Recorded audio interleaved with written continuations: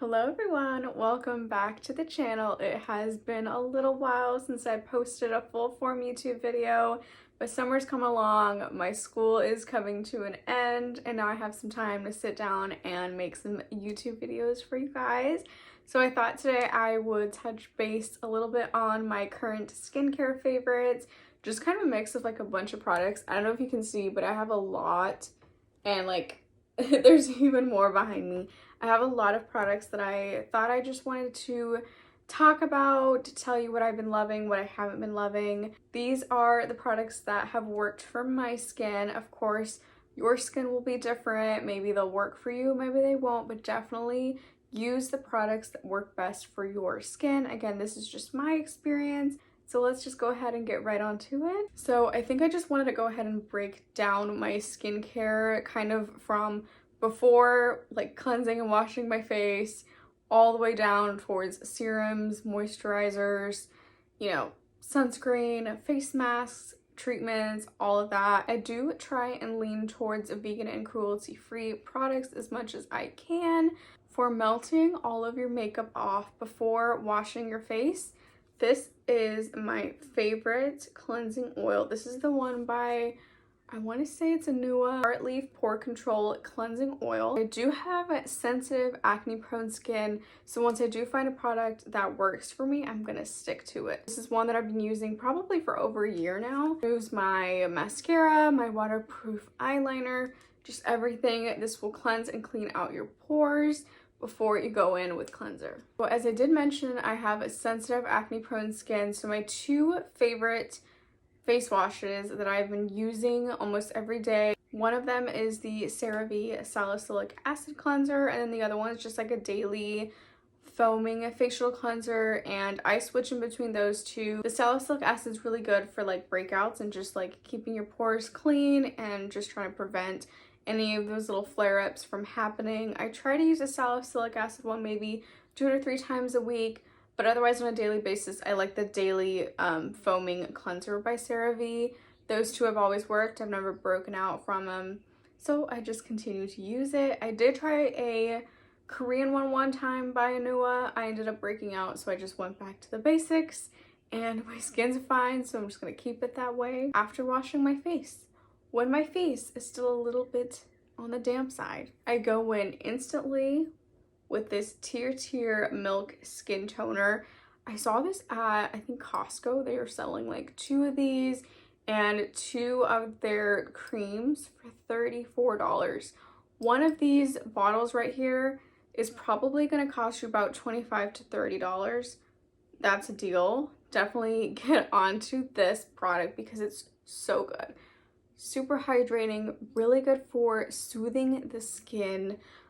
Sometimes, especially right now during the spring season, my skin will flare up and it just won't be on the happy side. But this is one product that I will continue to use every single day. I'm already halfway through it. I think I've probably been through like 2 or 3 of these bottles. A little bit goes a long way. Again, if I'm not putting anything on my skin, I have to at least put some of this on and it'll just seal the deal. I always say this is glass skin in a bottle.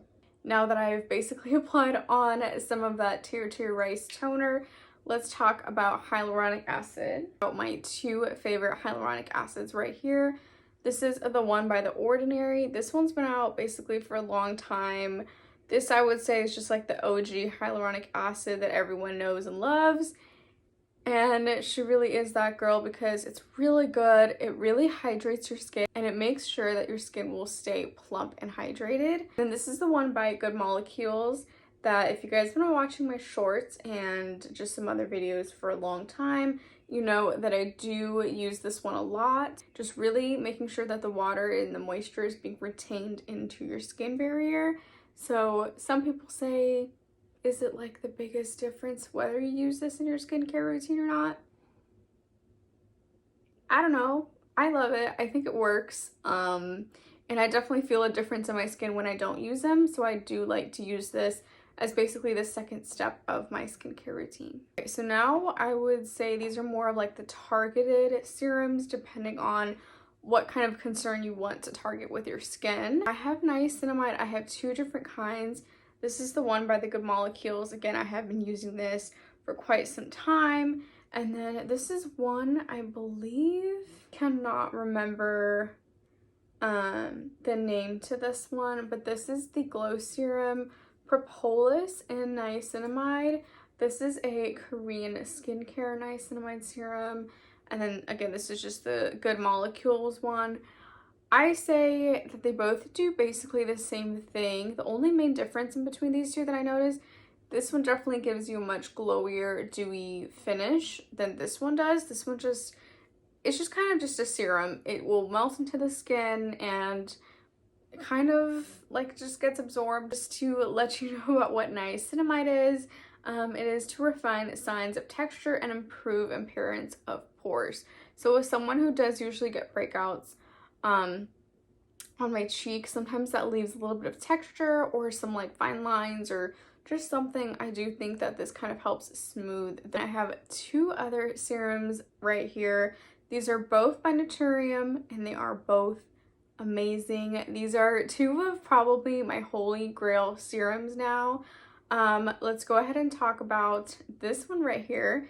This is their vitamin C complex serum, and this is vitamin C complex plus hyaluronic acid and vitamin E. So what I like about vitamin E specifically is it's really good for kind of healing the skin, and just kind of making it really soft, and I would say soothing it for sure. Vitamin C is really good for dark spots, and as a brown skin girl from the sun and, you know, some acne marks that I tend to have, this really helps brighten it up and will just really lighten up those appearances of dark spots, can help them fade. I've tried a bunch of different vitamin C serums, but this is the only one that I've seen like a visible difference with my skin.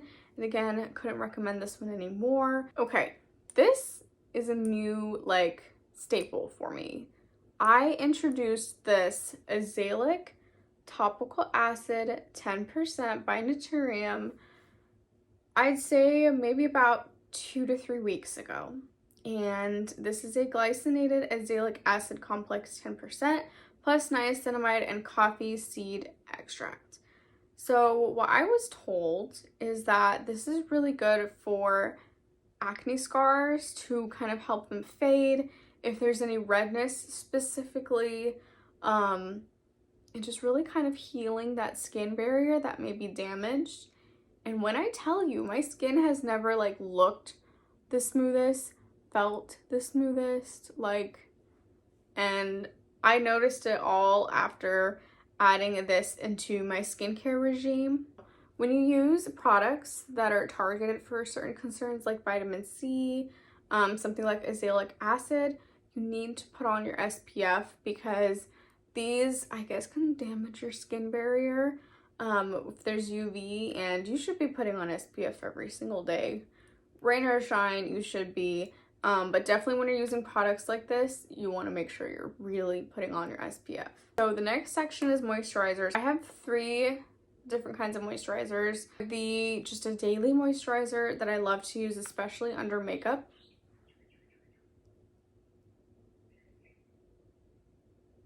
is gonna be this one right here by Cocokind. This is the electrolyte water cream. I bought this maybe a week ago and I'm in love.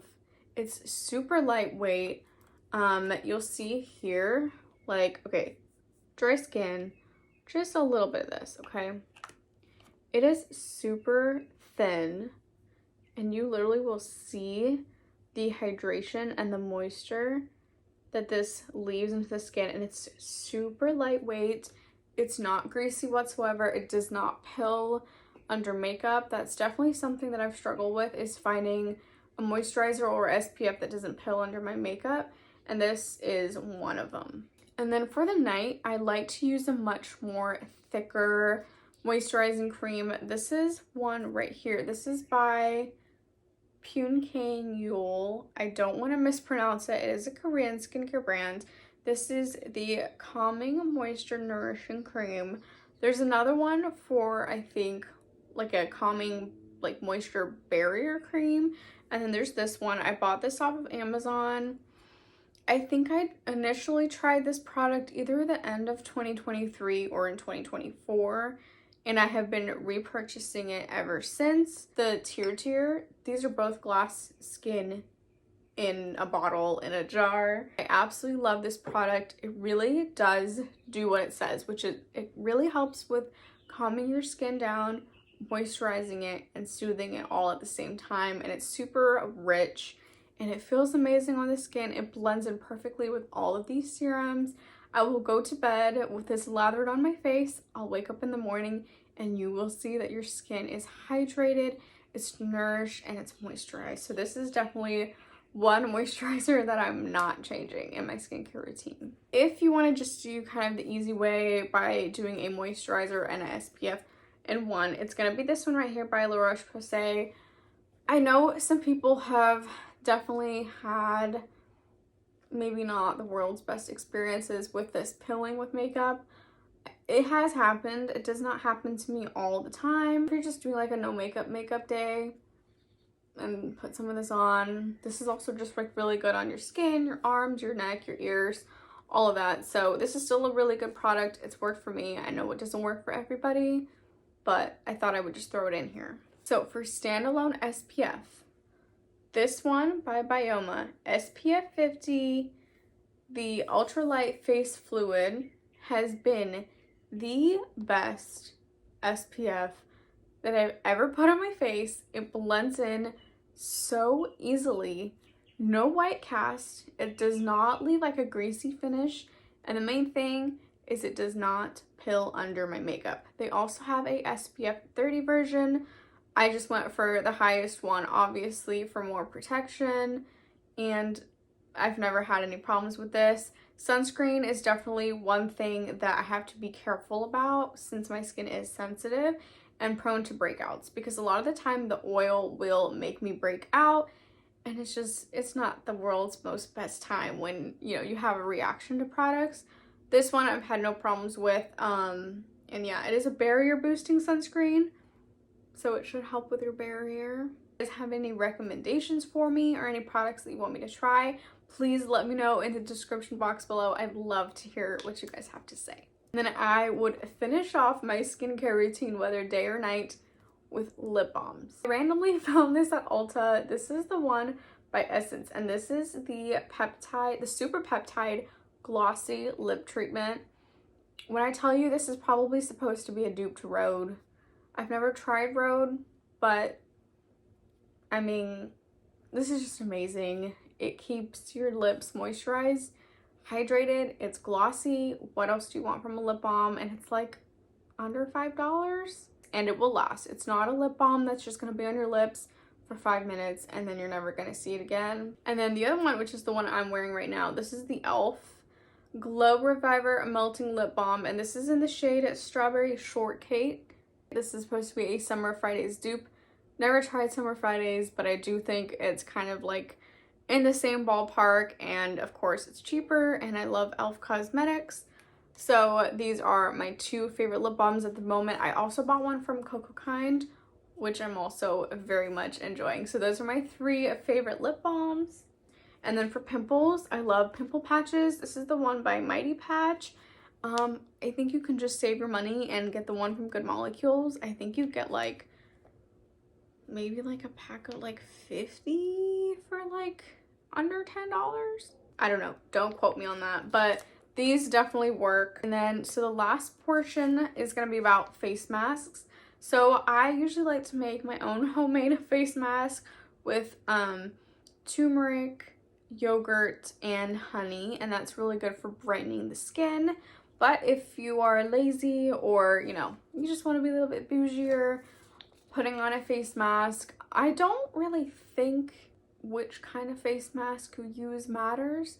If you're targeting maybe something specific, then maybe, or ingredients or something. These are two that I have. This is just one by Pacifica, vegan collagen, just like really good for like hydration. And then this one right here, which I think is also a Korean one. I think I got it at Marshall's.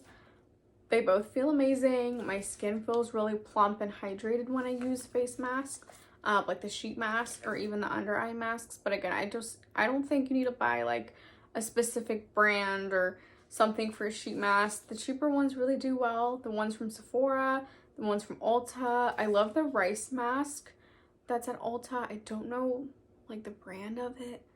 That one's amazing. Those are my favorite skincare products that I thought I would share with you guys. It was a little bit of a long one, but I hope you guys enjoyed. Thank you guys so much for watching, and see you guys in the next one. Bye!